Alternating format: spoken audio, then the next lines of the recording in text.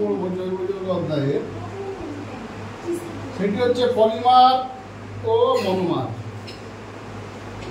এই পলি কথাটা থেকেই বোঝা যাচ্ছে পলি মানে অনেক সংখ্যক, আর মনো মনে হচ্ছে একটি। মনে কি একটি, তাহলে একটি থেকে অনেক। এই পলিমার মনোমার কি না, একটি জৈব অণু থেকে একটি বড় জৈব অণু তৈরি করা যায়। যে বিক্রিয়াতে এটি ঘটে সেই বিক্রিয়াকে বলা হয় পলিমারাইজেশন বিক্রিয়া। তাহলে পলিমারাইজেশন বিক্রিয়াটা কি না, যে বিক্রিয়াতে ক্ষুদ্র অণু, একটি ক্ষুদ্র অণু তার অসংখ্য পরিমাণ আমরা নিলাম, নেওয়ার পর এখানে কন্ডিশন কি থাকে, উচ্চ চাপ উচ্চ উষ্ণতা।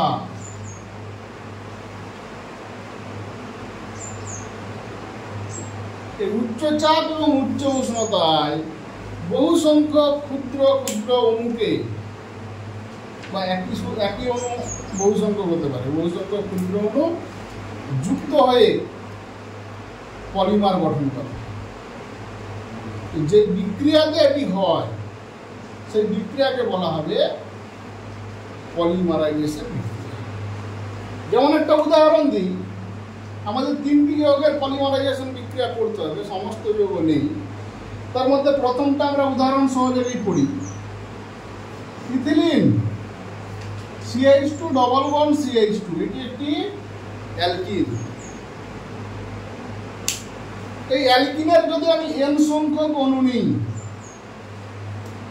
n সংখ্যক অ্যালকিন নিই মানে অসংখ্য সংখ্যক অ্যালকিন নিলাম, এখানে কন্ডিশন দিলাম উচ্চ চাপ এবং উচ্চ উষ্ণতা, তাহলে কি ঘটবে দেখো, এই দ্বিবন্ধন ভেঙে গিয়ে n সংখ্যক ইথিলিন অণু যুক্ত হয়ে যাবে। যে বন্ধনের বাঁদিকে একটা বন্ধন, ফার্স্ট ব্র্যাকেটের বাঁদিকে একটা বন্ধন, ফার্স্ট ব্র্যাকেটের ডান দিকে একটা বন্ধন, এটা বোঝাচ্ছে এগুলো ক্রমশ বেড়ে বেড়ে বেড়ে বেড়ে চলে যাচ্ছে। তার মানে আমার যদি গঠনটা অ্যাকচুয়ালি লেখি এরকম দেখতে হবে, CH2 CH2 CH2 CH2 CH2 CH2 এরকম ভাবে চলতেই থাকবে, এদিকেও যেতে থাকবে ওদিকেও যেতে থাকবে। তাহলে CH2 এর একটা চেন, সেটাকে আমরা ছোট করে লিখেছি। তাহলে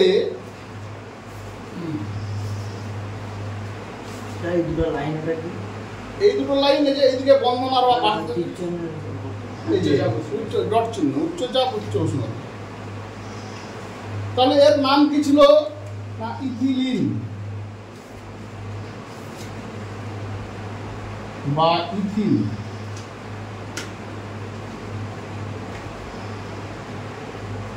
আর এর পলিমারের নাম হয়ে যাবে, শুধু এর নামের আগে পলি কথাটা বসে যাবে, পলিইথিলিন।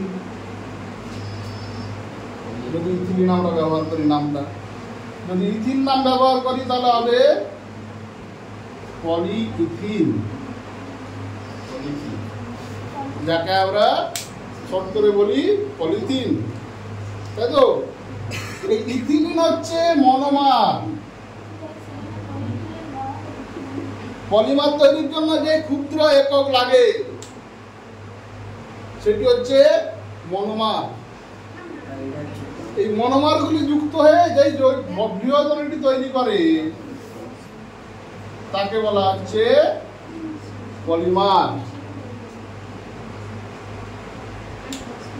কি বললাম, এই জিনিসটা বোঝা গেল? এটি হচ্ছে ইথিলিনের পলিমারাইজেশন বিক্রিয়া। পলিমারাইজেশন বিক্রিয়া কাকে বলে সংজ্ঞা পড়তে পারে? ইথিলিনের পলিমারাইজেশন বিক্রিয়াটি লেখো, সংজ্ঞা পড়তে পারে। বা ইথিলিনের পলিমারের নাম লেখো, কোশ্চেন আসতে পারে। পলিথিনের মনোমারের নাম লেখো, এইভাবে প্রশ্ন আসতে পারে। কি বলবো, কতটা বোঝা গেল? এবার যে পলিথিন আমরা তৈরি করলাম, এই পলিথিনের ব্যবহার কি? এই পলিথিনের ব্যবহারটা আমরা একসঙ্গে জেনে নিই। পলিথিন কি কি কাজে লাগে বলো? প্যাকিং দ্রব্য আর কি জলের বোতল, মগ, বিভিন্ন ধরনের প্লাস্টিক, জলের ট্যাঙ্ক ইত্যাদি তৈরি করা যায়। এখানে অনেক সময় একটা প্রশ্ন আসে, ইথিলিন এবং পলিইথিলিনের পার্থক্য। ইথিলিন কি, পলিইথিলিন কি? তাহলে ইথিলিন হচ্ছে একটা মনোমার, এটা একটা পলিমার। মনোমারের বৈশিষ্ট্য কি? এর আণবিক ভর কম, এর আণবিক ভর অনেক বেশি। একটা মনোমারের সঙ্গে পলিমারের আণবিক ভরের পার্থক্য প্রায় 20,000 গুণ। ঠিক আছে, মনোমারের সঙ্গে পলিমারের পার্থক্য। এরা একা একা অবস্থান করে, এরা একসাথে অবস্থান করে, এইগুলো পার্থক্য হিসাবে আমরা বলতে পারি। তাহলে এটা গেল একটা পলিমার এবং তার বিক্রিয়া। এরপরে দ্বিতীয় যে পলিমারটা আমরা পড়বো বা পলিমারাইজেশন বিক্রিয়াটা পড়বো, সেটার নাম হচ্ছে ভিনাইল ক্লোরাইড।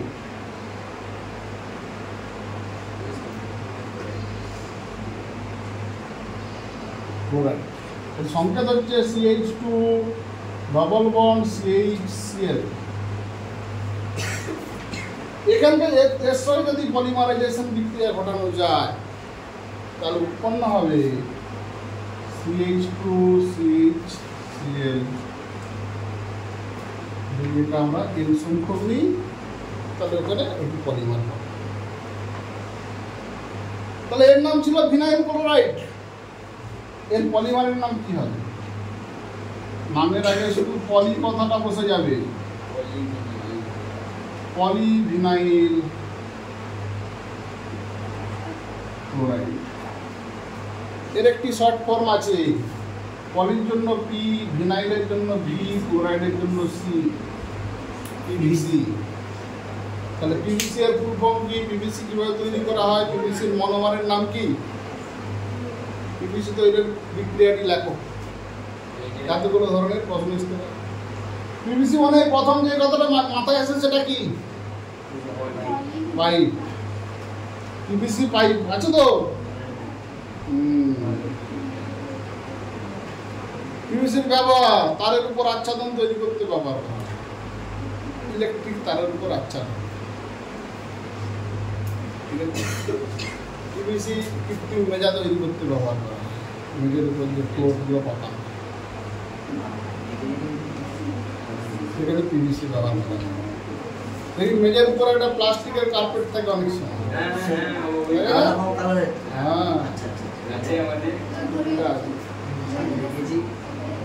এরপর যে পলিমারাইজেশন বিক্রিয়াটা আমরা পড়বো, যা এটা হলো ভিনাইল ক্লোরাইড।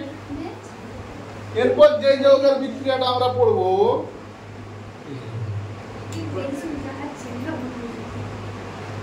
এরপরে যে পলিমারাইজেশন বিক্রিয়াটা পড়বো CF2 double bond CF2।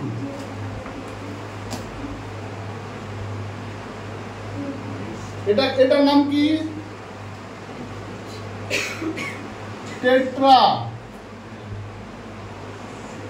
Fluoro ethene.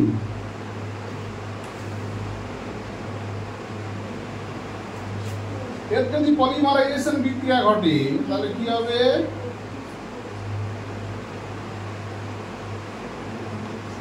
N সংখ্যক, এখানে যদি আমরা N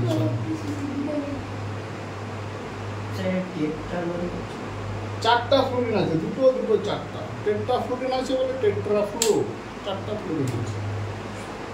এর নামের আগে তাহলে যোগ হয়ে যাবে শুধু পলি, পলি টেট্রা ফ্লুরো ইথিন। একে ইংরেজিতে বলা হয় PTFE। PTFE এর ফুল ফর্ম কি? PTFE এর মনোমারের নাম কি? PTFE কিভাবে তৈরি করা হয়? বা টেট্রাফ্লোরোইথিনের পলিমারের নাম লেখা। এটা আছে অনেক। হ্যাঁ F2CH হ্যাঁ, কোনো কার্বন বন্ধন আছে। এর ব্যবহার বেশিরভাগই ননস্টিক কড়াই তৈরি করা হয়। ঠিক আছে, ননস্টিক বাসন তৈরি করতে। রাসায়নিক পদার্থ বহনকারী পাইপ। এগুলো তৈরি করতে ব্যবহার করা হয়। তো এই 3 ধরনের পলিমার আমাদেরকে পড়তে হবে বা পলিমারাইজেশন বিক্রিয়া আমাদেরকে পড়তে হবে। একটা ইথিলিনের পলিমারাইজেশন বিক্রিয়া, আর একটা হচ্ছে তোমার ভিনাইল ক্লোরাইড আর টেট্রাফ্লোরোইথিলিন। এরপর পলিমারকে আমরা 2 ভাগে ভাগ করতে পারি। পলিমারের ভাগ, একটা জৈব বিশ্লেষ্য আরেকটা হচ্ছে জৈব অবিশ্লেষ্য। এটা আমরা আগেও পড়ে এসেছি, তবু একবার রিমাইন্ড করে দেওয়া। জৈব বিশ্লেষ্য পলিমার কি? মানে যেটা পরিবেশ, যেসব পলিমার পরিবেশে পড়ে থেকে নষ্ট হয়ে যায়, পরিবেশের সাথে মিশে যায়, যারা পরিবেশ দূষণ করে না তাদেরকে আমরা বলবো জৈব বিশ্লেষ্য পলিমার। যেমন ধরো কার্বোহাইড্রেট, স্টার্চ, কাগজ ইত্যাদি ইত্যাদি। তো সেইগুলো জৈব বিশ্লেষ্য। এগুলো কারা বিয়োজিত করে দেয়? যারা কাগজ পড়ে আছে তাদেরকে ব্যাকটেরিয়া ছত্রাক বিয়োজিত করে পরিবেশে মিশিয়ে দিল, তাহলে বিয়োজনের কাজ করে এখানে ব্যাকটেরিয়া ছত্রাক। কি বললাম, বোঝা গেল? এরপর দেখো জৈব, এই যে জৈব পলিমার, যেমন ধরো কার্বোহাইড্রেটই আমি বলি, যদি আমি কার্বোহাইড্রেট বলি, কার্বোহাইড্রেট একটা জৈব পলিমার। একে ছত্রাক ব্যাকটেরিয়া বিয়োজিত করে দেবে, বিয়োজনের পরে কি উৎপন্ন হবে, কি পড়ে থাকবে না? পড়ে থাকবে দেখো CO2 এবং জল। জৈব বিশ্লেষ্য পলিমার। এই পলিমারটা পরিবেশ বান্ধব, এটা আমাদের ক্ষতি করে না। যেটা নিয়ে সমস্যা জৈব অবিশ্লেষ্য পলিমার, যেগুলো পরিবেশে পড়ে থাকে কিন্তু নষ্ট হয় না, পরিবেশের ক্ষতি করে, যেরকম PVC, পলিথিন, যেগুলো আমরা পড়লাম, PTFE, এগুলো হচ্ছে জৈব অবিশ্লেষ্য পলিমার। এগুলো পড়ে থাকবে পরিবেশে কিন্তু নষ্ট হবে না, পরিবেশ দূষণ করবে। এটা তুমি পোড়াতেও যাও, পোড়ালেও কি হবে, যে গ্যাসটা উৎপন্ন হবে সেটা পরিবেশ ক্ষতি হবে। কি বললাম, বোঝা গেল? তাহলে এই জৈব অবিশ্লেষ্য পলিমার যখন একবার তৈরি করা হয়, এই তৈরি হয়ে গেলে একে ধ্বংস করতে গেলেও কিন্তু তোমাকে পরিবেশের দ্বারা ক্ষতি করবে। ঠিক আছে? জৈব অবিশ্লেষ্য পলিমার কি কি ক্ষতি করে আমরা অলরেডি জানি, তবু একবার বলে দিই। মাটি দূষণ করে, বায়ু দূষণ করে, জল দূষণ ঘটায়। ঠিক আছে? তো জৈব অবিশ্লেষ্য পলিমার, জলে ধরো মাটিতে অক্সিজেন চলাচল বন্ধ করে দেবে, মাটি অনুর্বর করে দেবে। পলিথিন যদি জল পড়ে থাকে, জলের সঙ্গে পলিথিন মিশতে থাকবে, মিশে গিয়ে জল দূষণ ঘটাবে, পলিথিনের ওগুলো আস্তে আস্তে মিশতে থাকবে। এই জন্য বলা হয় দেখবে প্লাস্টিকের বোতলে জল খাওয়া উচিত না, বলে তো? হ্যাঁ, কেন উচিত নয়? ওই প্লাস্টিক থেকে মনুগুলো আস্তে আস্তে জলে মিশছে, মিশে শরীরে ভিতরে যাচ্ছে।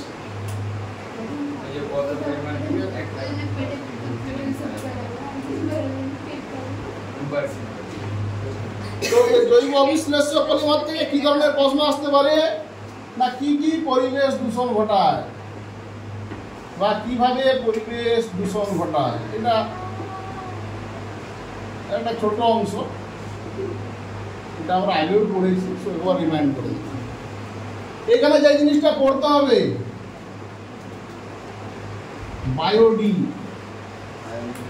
বায়োডি কথাটার অর্থ হচ্ছে বায়োডিগ্রেডেবল। বায়োডিগ্রেডেবল মানে জৈব পচনযোগ্য, যেগুলো পচে যেতে পারে।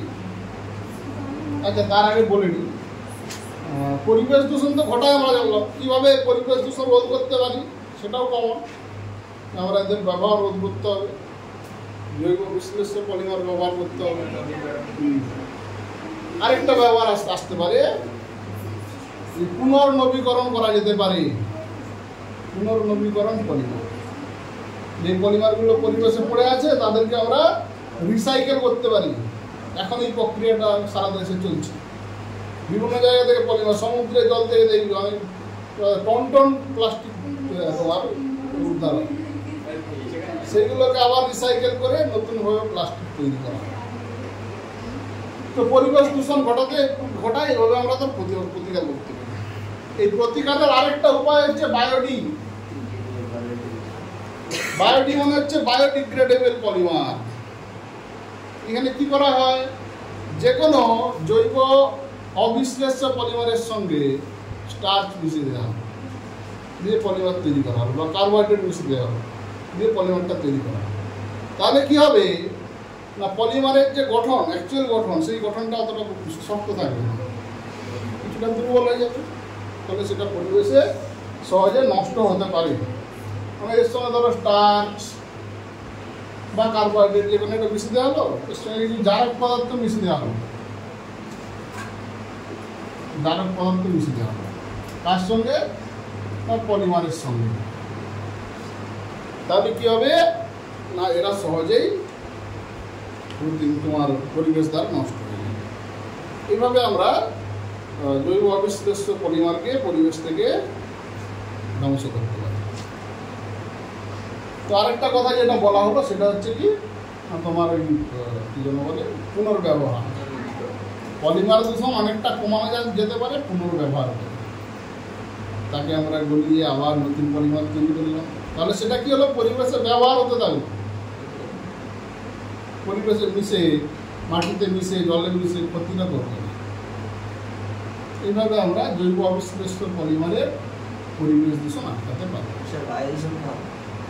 বায়ু দূষণ হবে, কিন্তু যখন যেই কারখানাতে তৈরি করা হয়, আমরা যদি নর্মাল পুরাতে থাকি, তাহলে যেই পরিমাণ বায়ু দূষণ ঘটবে, পরিবেশে যে দূষিত কলকারখানাতে যেভাবে তাকে রিসাইকেল করা হয়, সেখান থেকে দূষিত বর্জ্য পদার্থকে অন্য একটা জায়গায় রাখার ব্যবস্থা করা হয়, যাতে সেটা পরিবেশে মিশে না যায়। চলো, এটাই হলো পলিমার সম্পর্কে বিষয়, যেটাই তাই।